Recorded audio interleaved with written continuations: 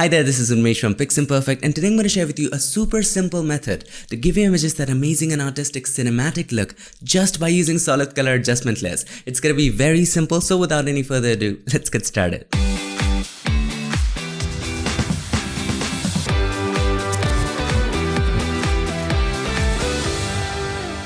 So here we are in Photoshop, and if you want to go ahead and download this photo and follow along, check the links in the description. So the first thing that we have to do is to determine which mood are we going for. Suppose you want to show love, or maybe you want to show an emotional scene. Look for which colors represent those moods. Suppose for this example, I want to show love, so red is my color. So let's go ahead and create a red solid color adjustment layer. Click on the adjustment layer icon and choose solid color. I'm going to go ahead and choose a dark red color for the shadow areas. Maybe a little bit maroon. Yes, this is exactly the color that I was looking for, and keep in mind that you can change the colors anytime later. Why? Because this is an adjustment layer, a solid color adjustment layer. So adjustment layers are changeable or transformable. I don't know, customizable, that's the word. Alright, but I want to keep this color just limited to the shadows. And how can we do that? As you guessed it right, blend if. So double click on the right hand side of the layer.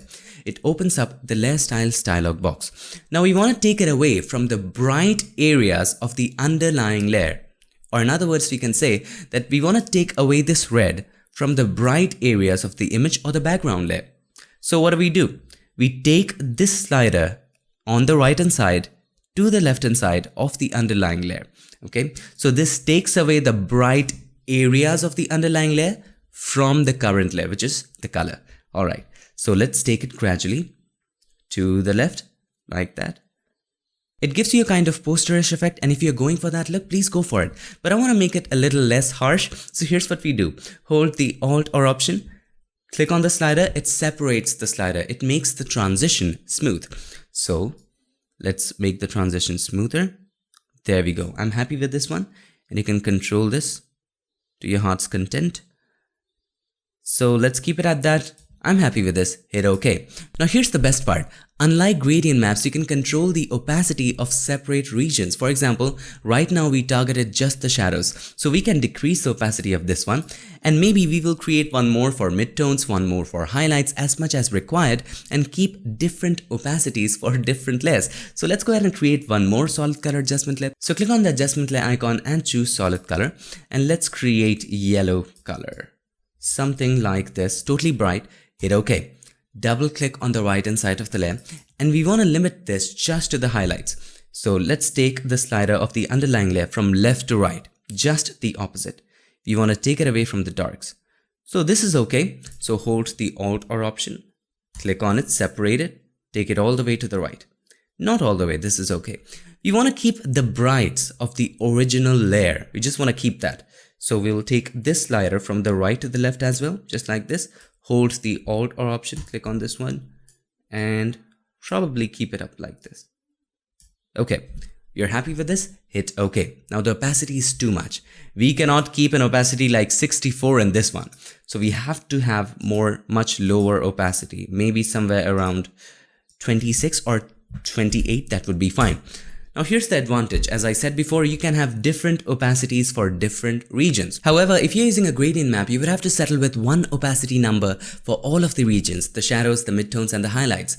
Not in this case. One more advantage that you have here is that you can simply turn this off, and you can leave the highlights to have the original colors and the shadows to have the red tint.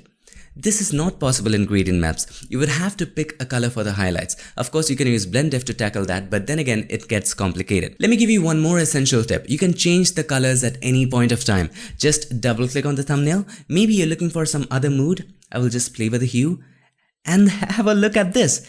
It really looks amazing.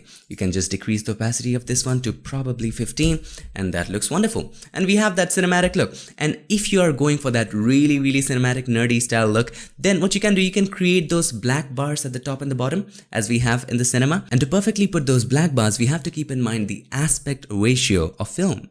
And that is today 21:9.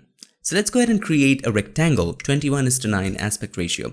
So simply I'll just go ahead and create a rectangle, and in the properties, if you cannot see the properties, go to Windows, make sure properties is checked. I will simply go ahead and create 2100, 900 So 2100 is the width and height is 900 pixels. I'll hit enter. And this is the aspect ratio that we are looking for. Now let's make it as large as the image. Press Ctrl or Command T. I'll stretch it as the image just like that. Okay. Hit enter once you're satisfied, and then let's center it. Press Ctrl or Command A to select all. And with the move tool selected, let's center it vertically. Click on that. Now it's centered. Press Ctrl or Command D.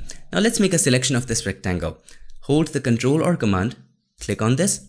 We have a selection, but we want just the opposite selection and fill it up with black. So we will press Ctrl Shift I, Command Shift I in a Mac. Okay, now we don't need this rectangle. Let's go ahead and delete that. Let's create a solid color adjustment layer with the selection active. Click on the adjustment layer icon and choose solid color, and we can choose black, and there we go. We have that amazing cinematic look. And if you want to adjust it, just unlock the background layer, select this image, and you can just adjust it the way you want it. Just like this. And there you go. And here is the final result. So that's how I can very easily give your images that cinematic feel just by using solid color adjustment layers. Now you might be thinking, why was I talking about gradient maps again and again? So here's the thing, gradient maps is a great adjustment layer that also allows you to map the colors of the shadows, the midtones and the highlights, and we did the same in this case. But there's a difference, and I didn't want you to get confused. In this case, you create separate layers for separate regions. Also in this case, as a result of that, you can control the opacity separately. For the highlights we have 15, and for the shadows we have 64, right? We can also control the blend mode separately. So for the shadows you might have a blend mode like maybe screen or multiply, overlay, something like that. You can just scroll over and play with this. See which one looks good for you, right? You can also play with the blend modes of the highlights, and that gives you a complete flexibility of controlling the color in your image. So just as a quick recap, number 1, determine the mood that you're going for. Number 2, determine the colors that represent that mood. And number 3, create solid color adjustment layers of those colors and map them to shadows, highlights and even midtones if you like to, using Blend If. How to get to Blend If? Double click on the right hand side of the layer. That will take you to Layer Styles dialog box, and at the bottom we have Blend If. And that's pretty much it for this video. I hope this video helped you, and if it did, make sure to give us a like, and also do not forget to subscribe, and not just subscribe. Ring the bell so that you, my friend, don't miss a thing. I would like to take this moment to thank all these nice people for supporting this channel on Patreon and helping keep PiXimperfect free for everybody forever. Thank you so much for watching. I'll see you guys in my next one. Till then, stay tuned and make sure that you keep creating.